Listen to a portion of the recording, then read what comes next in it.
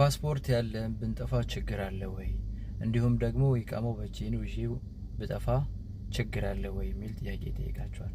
መጀመሪያ ፓስፖርቱንም ይዛችሁ ጠፋችሁ፣ ኢቃማውንም ይዛችሁ ጠፋችሁም፣ አስቀመጣችሁትም ጠፋችሁ ነው። አልሸሻችሁም፣ እጥፍ አላችሁ ነው የሚሆነው ማለት ነው። ምናልባት ፓስፖርት ለማውጣት የምታወጡት ወጪ ከዛ ልትድኑ ትችላላችሁ። ነገር ግን ኢቃማውንም አስቀመጥሽውም ይዘሽውም ወጣሽ ከጠፋሽ ኢቃማውን ያወጡልሽ እነሱ ስለሆነ ኢቃማው የ2 አመት ኮንትራት ስለሆነ 2 አመት ኮንትራትን ሳትጨርሺ ብትጠፊ እነዚህ ኢቃማውን ያወጡልሽ ሰዎች አሰሪዎችሽ ምንም የማድረግ መብት አላቸው። ሲፈልጉ ብሎክ ሲፈልጉ ጠፍታለች ብሎ ማስያዝ ምንም ነገር የማድረግ መብት አላቸው። ምክንያቱም የጠፋሽው በህገ ወጥ ስለሆነ ያለነሱ ፍቃድና ያለነሱ ስምምነት ስለሆነ የኔ እህት 6 ወር ከሞላሽ በኋላ ስራው ካልተመቸሽም ይሁን ካልተግባባሽ የመከንሰል ካንስሌሽን የመጠየቅ መብት ተሰጥቶሻል። ይህንን የመጠየቅና ይህንን የማወቅ ደግሞ ያንቺ ኃላፊነት ነው። እኔ መጥፋት ወይም ደግሞ ህገወጥ መሆኑ ጣጣው ብዙ ነው ብዬ ጥቂት ነገሮችን ስነግርሽ ምታግሮመርሚ ከሆነ እሱ እንዳሻሽ። እኔ በጥቂት እህቶቻችን ላይ ያየሁት በመጥፋታቸው ምክንያት ያየሁት መከራ ስቃይ በእነሱ እንዲበቃ ዳግም አንቺ ጋር እንዳይመጣ ነው ይሄንን የምነግርሽ እንጂ እኔ የማይነካ አርዕስት ነው የነካሁት።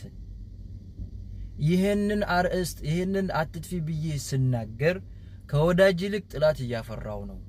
ምክንያቱም በዚህ ስራ ላይ ተሰማርተው ያሉ ወንድሞችና እህቶች አሉ። ነገር ግን እነሱ ትኩረት የሚያደርጉት ጥቅማቸው ላይ እንጂ ላንቺ የሚጎዳሽና የሚጠቅምሽን ነገር አይነግሩሽም። ሌላ ደግሞ ያኔ በመጥፋትሽ ምክንያት ይደርሱብሻል ብዬ ከነገርኩሽ ጥቂት ነገሮች አሁንም ደግሞ ልጨምርልሽ። በተለይ ሻርጃ ውስጥ አሁን ላይ ቤት ማንም ሰው ለሀበሻ አያከራይም። ምክንያቱም ምንድነው እንደነዛ እህቶች ጠፍቶ ይመጣሉ፣ ኢጃዛ ቤት ይታጎራሉ፣ ስራ ያገኙም አይገቡም። ያኔ ከማንም ጋር ይንዘላዘላሉ። ልጅን የሚያህል ነገር በየስርቻው ይጥላሉ። የነሱን ልጅ ማን ያሳድግ? በእንደነዚህ መሰል ምክንያቶች ለሀበሻ ሰው ቤት ማከራየት ራሱ አቁሟል። ባልና ሚስት የግዴታ መሆን አለባቸው። ይሄ የሆነው በምንድን ነው?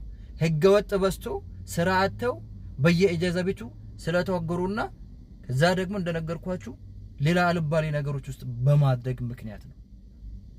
ስለዚህ እኔ እነዚህ ነገሮችን ተጠንቀቂ ብዬ ስነግርሽ ምናልባት ከቤት መውጣት ከፈለግሽ ከምትሰሪበት ቤት መውጣት ከፈለግሽ በህጋዊ መንገድ አድርገው ብዬ ስናገር እኔ ትርፌ ምን መሰለሽ? ስትደሰቺ እደሰታለሁ፣ ስታዝኚ አዝናለሁ። ይህ ነው ትርፌ። ከዚህ ውጪ ግን እኔ የተናገርኩትን ነገር መቀበል አለመቀበል ያንቺ ድርሻ ነው። አንቺ ማለት ልክ እንደ ህፃን ልጅ ነሽ። ህፃን ልጅ እሳት ያቃጥልሃል ሲባል እፉ ነው ሲባል አይገባውም።